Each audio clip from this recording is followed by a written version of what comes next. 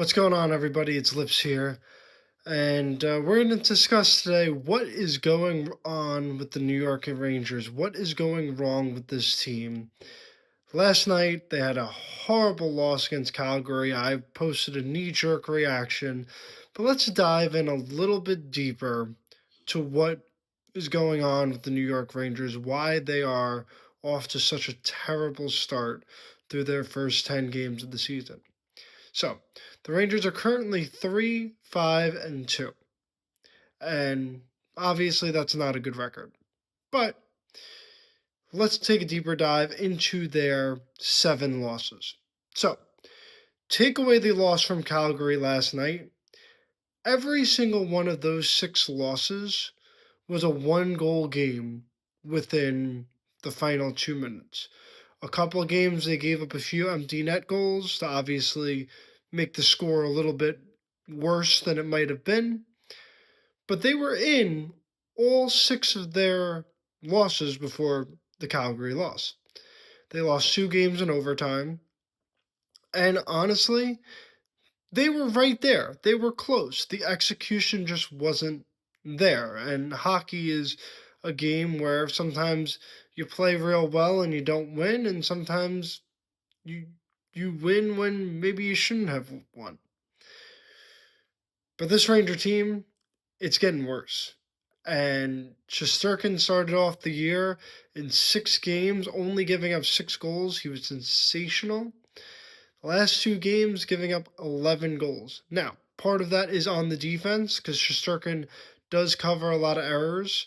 And when he's just regular, you see how bad the defense is.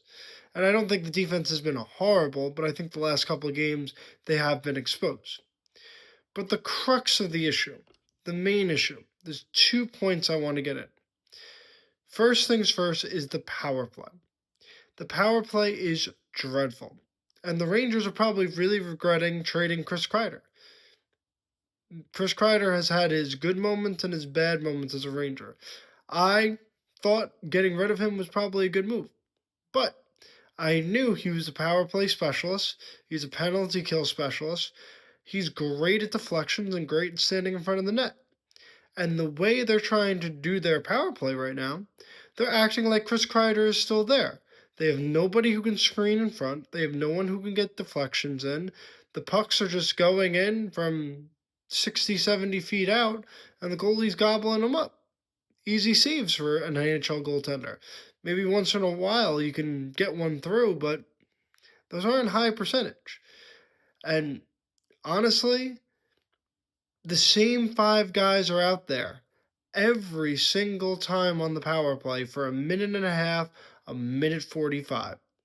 That is not good. Those guys get tired at the end of the shift, and you saw in Calgary, they gave up not just a shorthanded goal, but they could have gave up another one on the same power play. There was a 2-on-0.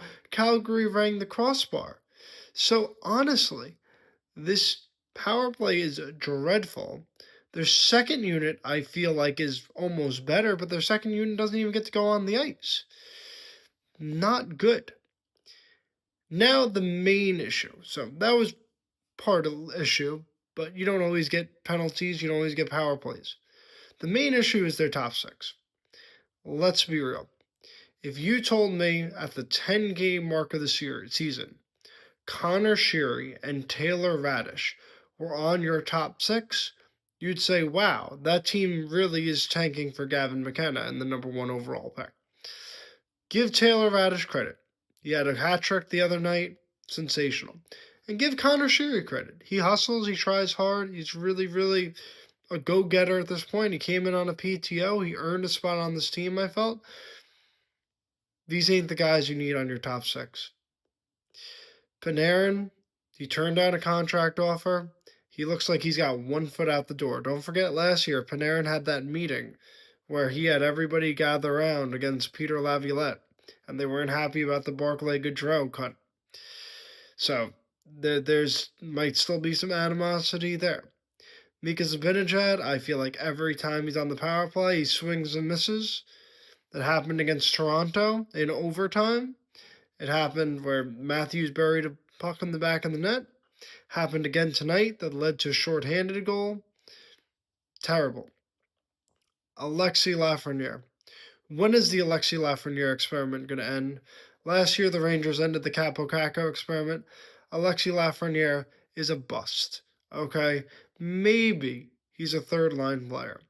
And even if you want to say he's a top six guy, he doesn't play on the penalty kill. He's not great defensively. He doesn't backcheck. And he's not great offensively either. 3 points in 10 games. He had one decent season at 57, and he hasn't cracked 50 points in any other season, and it certainly doesn't look like he's going to crack 50 points this season. The Rangers are in a load of trouble. If you're a New York Ranger fan, I don't really know what to tell you. I don't really know where they go from here. They're probably going to try to continue to push to the playoffs, if I know Drury. You got the JT Miller trade from last year, expecting to win now. Got a bunch of guys in your 30s locked up. And one more thing I want to touch on. JT Miller got the captain, see? You got the C right on his chest. He does not have any leadership qualities right now. None. He doesn't have any kind of passion, any kind of gumption, any kind of fire. And that's what you want out of JT Miller. That's why you made him captain, because he's a lightning rod, for better or for worse. And there is no passion. I say this before, and I've said this in other videos if you followed the channel. You want players that hate to lose. You look at Florida. Those guys, if you beat them, whether it's a regular season or it's the playoffs, they take a piece with you. They get gritty, they get in your face. You might want to call it dirty, but they take a pound of flesh with you if you beat them. You look at Tampa. When Tampa had their 2 cup runs, they were the same team. This Ranger team, when they lose, and it's been the same old story for 4 or 5 years now, they go ho-hum, and they just roll over. There's no fight. There's no passion. There's no energy from this group. And this whole core needs to reboot. And I think the Rangers are in a rude awakening. I think it's going to be a long rebuild. And I don't think it's going to be like a rebuild in 2018 where it went fairly quickly. And you did get kind of lucky with the first and second overall picks. All those didn't work out. I think the Rangers are in for a very rude awakening. I think you got to start selling off at this deadline. If you keep playing like this, you might give it another 5 or 10 games. But this team is not good. Only 10 games into the season, they're really putting themselves in a hole. And I don't have very much confidence on this team to get out of it. So let me know what you guys think in the comments. Give a like if you agree. If you disagree, leave a comment. Don't forget to catch me on the Instigators Hockey Show every Wednesday night at 8:30. We talk about everything, all the NHL teams, including the Rangers, and anything you guys want to talk about. So leave a comment about something you want to talk about on the show. Or leave a comment about what you think of the Rangers team, because I do not think they're very good right now. See you later, guys.